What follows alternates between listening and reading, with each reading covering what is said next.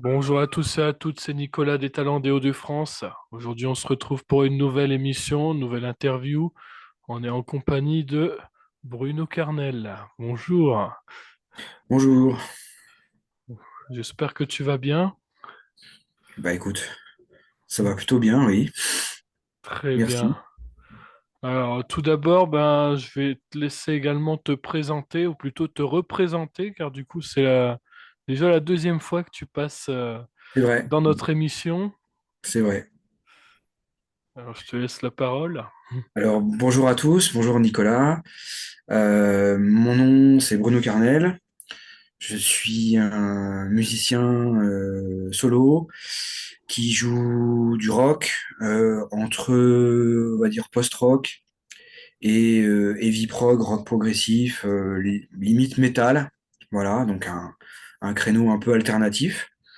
Voilà, et je viens de sortir un album qui s'appelle Hixun Dracones, ce qui veut dire Ici sont les dragons.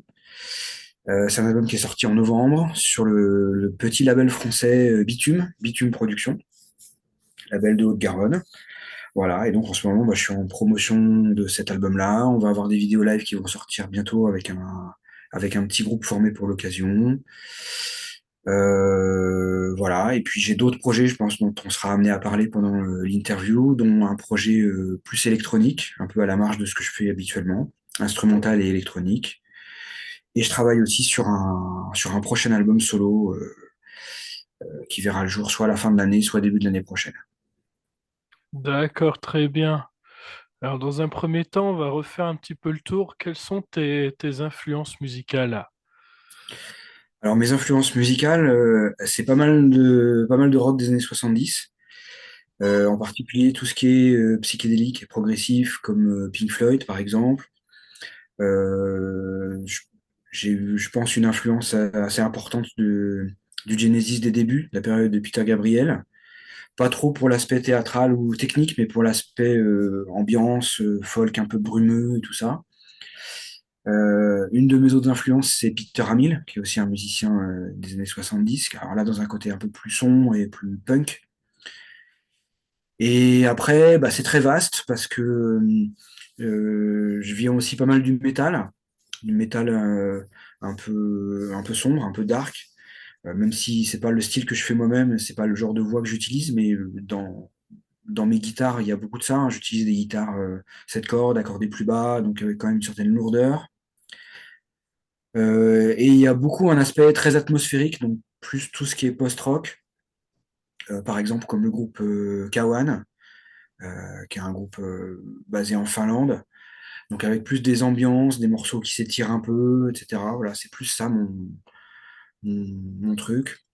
Et j'ai aussi un aspect acoustique. Je joue pas mal d'instruments différents, d'instruments acoustiques, des guitares, mais aussi des mandolines, ce genre d'instruments-là. Euh, tout ça, ça adoucit un petit peu le propos, quoi. Voilà. D'accord, très bien. Alors, dans un premier temps, je vais te laisser également nous parler un peu de ton projet qui vient de sortir du coup récemment. Oui, donc cet album Hixun Dracones, donc en fait, le titre, une expression en latin qu'il y avait sur les cartes géographiques du Moyen Âge. En fait, on mettait ça pour désigner les endroits où il y avait, où était l'inconnu, en fait. On savait pas ce qu'il y avait, donc par exemple à l'extrême nord ou à l'extrême sud, on imaginait qu'il y avait des dragons, des bêtes fantastiques, voilà. Et j'ai vu ça un jour sur une carte et j'ai trouvé ça sympa comme idée, justement, dans le genre exploration, exploration de l'inconnu. Donc ça a guidé un petit peu l'écriture de l'album. Donc il y a des morceaux qui ont pour thème l'extrême nord. Par exemple, le premier single de l'album, ça s'appelle Tromsø, qui est une ville tout au nord de la Norvège.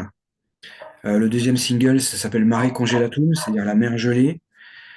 Voilà, donc il y a cet aspect justement des grands froids, mais il y a aussi d'autres lieux extrêmes, comme par exemple le Mexique, la chaleur de l'ancien Mexique, de l'époque d'avant la conquête. Ça, c'est un morceau qui s'appelle Tiouya. qui parle un peu de ça. Voilà, donc c'est très voyageur et de préférence dans des endroits un peu extrêmes.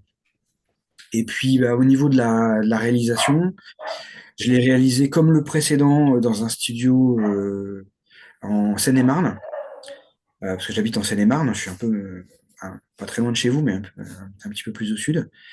Un studio à Crouy-sur-Ourcq qui a été monté par Florent Morel, qui est un ingénieur du son très doué, avec qui je travaille depuis quelques années maintenant. Mais j'ai fait appel aussi à beaucoup de musiciens du monde entier. Par exemple, mon batteur, il s'appelle Pavel Ljubicic, et c'est un mec qui est de Bosnie. Alors là, il vit plus en Bosnie, il est à Manchester, je crois. Voilà, donc on a travaillé par mail. J'ai travaillé aussi avec des musiciens ukrainiens, comme Polina Faustova, qui est une violoncelliste, une concertiste très demandée, parce qu'elle a joué avec Hans Zimmer, par exemple. Le claviériste, c'est un Italien. Voilà, donc j'avais vraiment cette envie de faire venir plein de gens. Et puis aussi des amis à moi, en fait, qui sont venus au studio enregistrer. Aux guitares, il y a Ricardo et Mathieu, qui sont des amis de longue date. À la base, c'est Julien, qui est aussi un de mes amis de longue date. Voilà, donc vraiment l'idée c'était dans cet album de faire venir plein de gens avec qui j'avais envie de travailler, d'être moins solo. C'est ce que j'ai fait jusqu'ici, j'ai travaillé toujours tout seul. Et là, j'avais vraiment envie d'ouvrir. Ça, c'était vraiment sympa. C'était compliqué à organiser, mais c'était sympa. D'accord, très bien. Est-ce que vous avez des objectifs également à réaliser, comme une scène, un duo avec un artiste ou... Oui, alors bah, pour la scène, là pour l'instant, je sais pas trop. J'ai des musiciens qui sont partants, mais c'est devenu un peu compliqué quand on est musicien indépendant de faire de la scène parce que mine de rien, ça prend beaucoup de temps, ça prend beaucoup d'énergie et ça coûte aussi de l'argent. Et bah donc il faut être payé décemment, avoir des bonnes conditions de concert. Et c'est pas facile à obtenir quand on est comme moi, pas très connu.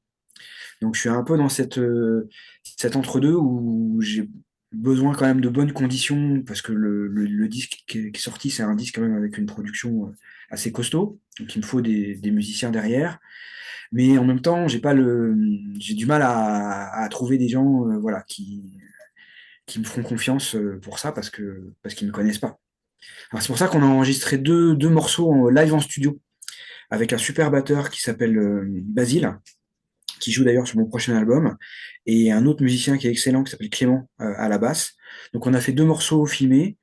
Ça va sortir bientôt, début février, et ça permettra aussi de faire un peu une vitrine pour les concerts, quoi, j'espère. Voilà. Sinon, c'est quand même compliqué. D'accord, très bien. Alors, quel conseil tu donnerais justement à un artiste qui voudrait débuter dans la musique?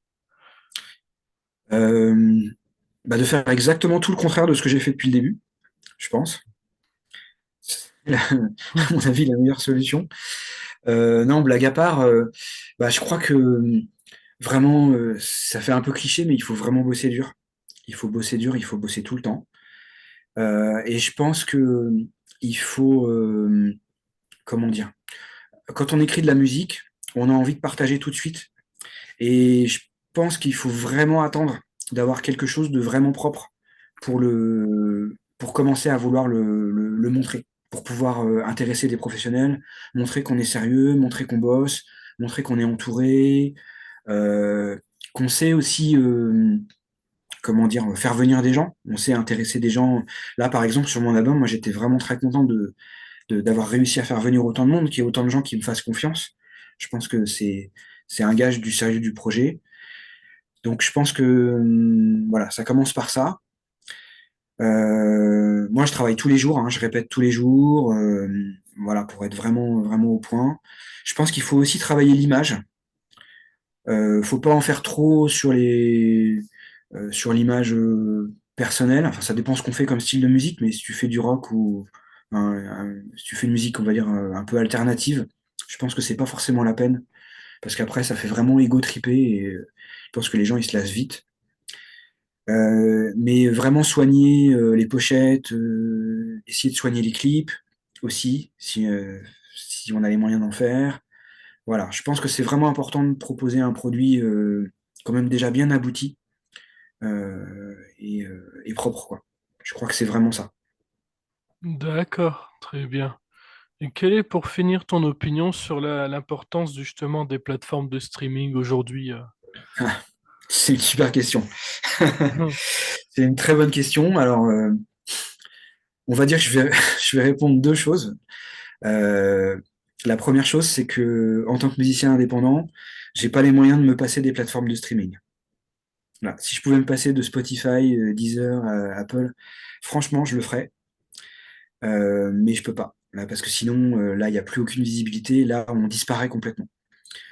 Le problème, j'ai rien contre les playlists et tout ça, hein. Enfin, finalement, dans ma génération, quand on était gamin, on faisait des playlists sur des cassettes. Enfin, voilà, donc c'est la même chose à grande échelle, quoi.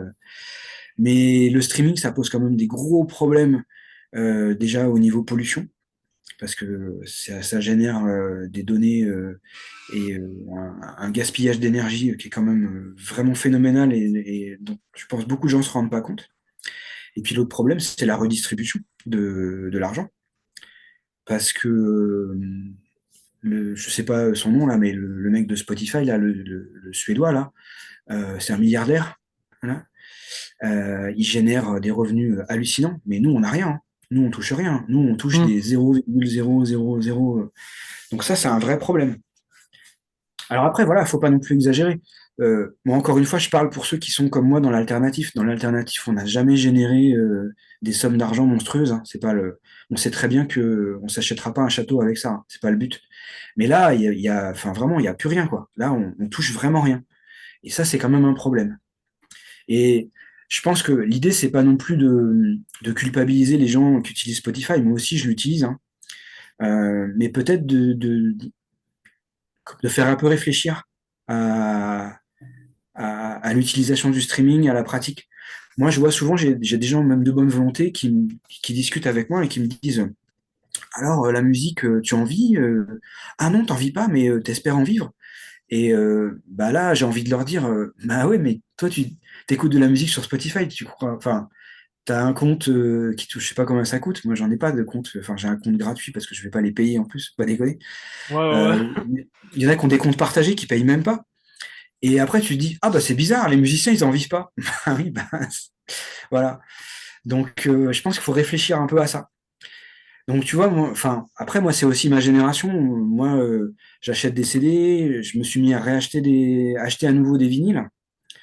Je pense que c'est une autre façon d'écouter de la musique. C'est pas forcément incompatible avec Deezer, Apple, Spotify, hein. Tu peux faire les deux. Mais au moins, bah, tu files de la thune aux musiciens. Tu as un bel objet. Et puis, peut-être redécouvrir aussi le temps de l'écoute d'un album. Mhm.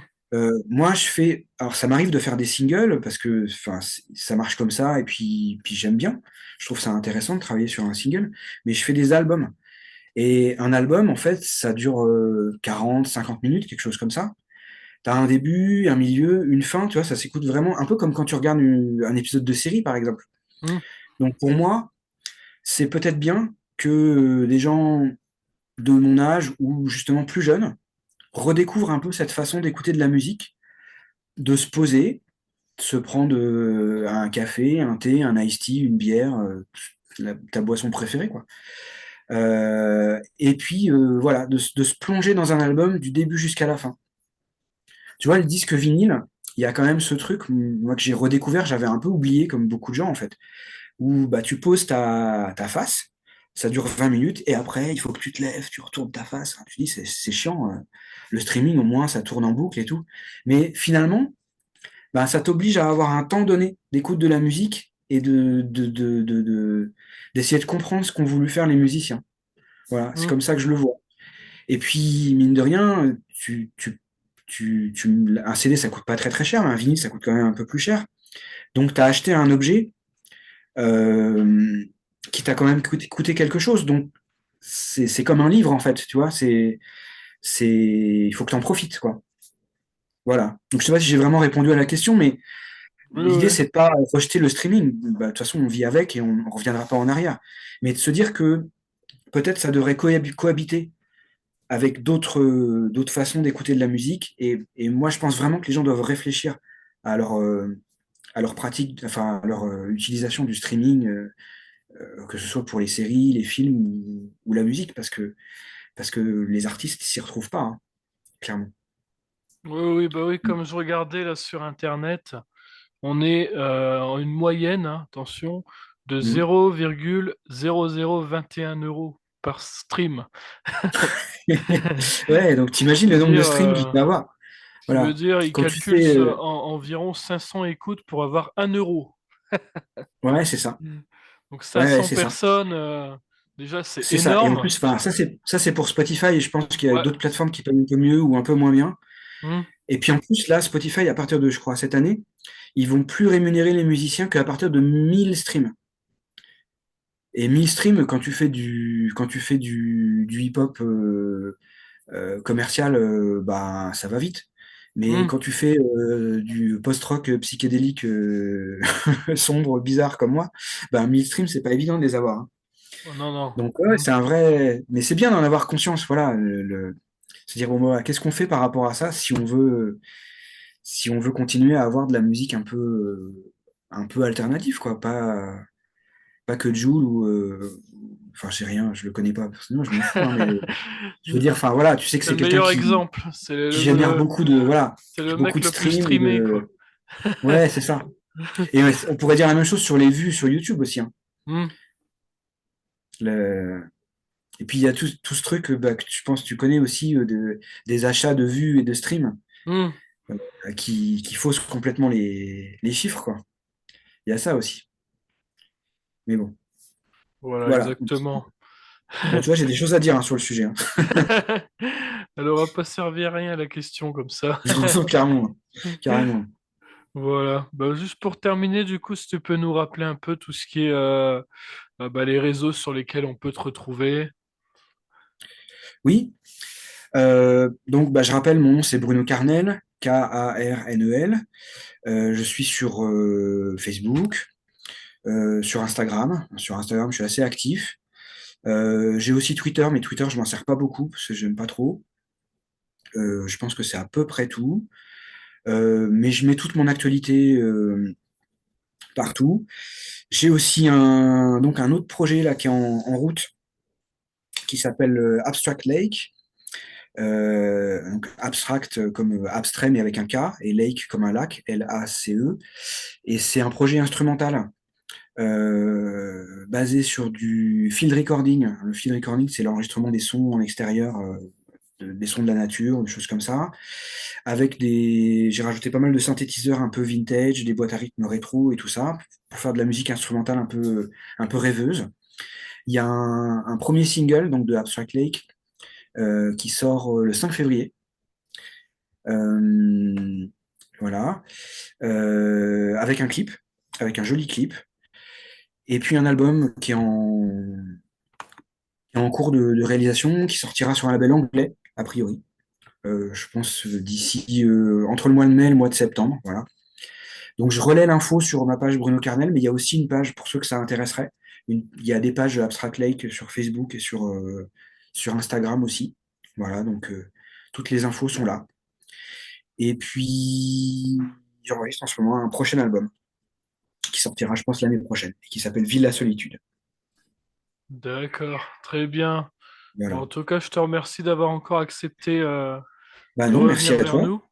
Merci à toi. Ça fait plaisir de venir et en plus deux fois. Donc c'est très sympa. Et puis je pense que l'idée du podcast, c'est bien, hein. C'est le format qu'il faut aujourd'hui, hein. Donc C'est on ça, va bon, streamer un peu.